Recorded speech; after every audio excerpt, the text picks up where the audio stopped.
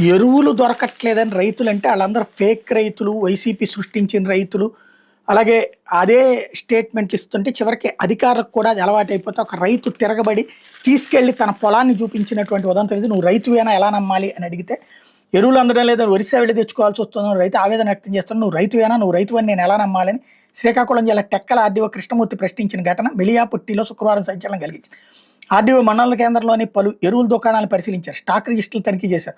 ఓ shop మూసేసి ఉండడంతో యజమాని రప్పించి తాళాలు తీయించాలని ఆదేశించారు.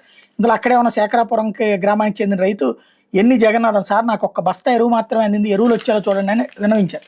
దీనికి ఆర్డీఓ స్పందిస్తూ, "నువ్వు రైతువేనా? నువ్వు రైతువని నేను ఎలా నమ్మాలని" అడిగారు.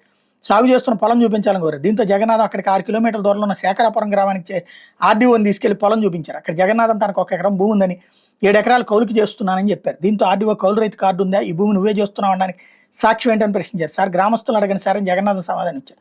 ఇంతలో గ్రామస్తులు వచ్చి "జగన్నాథం 7 ఎకరాలు కౌలుకి చేస్తున్నాడు సార్" అని చెప్పారు. దీంతో కౌలు రైతు కార్డు ఏదైనా ఆర్డీఓ వాడడం తనకు భూ యజమానులు అవకాశం ఇవ్వలేదని జగన్ చెప్పారు. అంటే కౌలు రైతు కార్డు రైతులు ఇవ్వాలి, అట్ట ఇచ్చుంటే కనుక అసలు చాలా ప్రాబ్లమే ఉండేది కాదు కదా. అంటే ఏదో ఒక వంక పెట్టి ఎగ్గొట్టేటటువంటి కార్యక్రమం నడుస్తుంది అనమాట.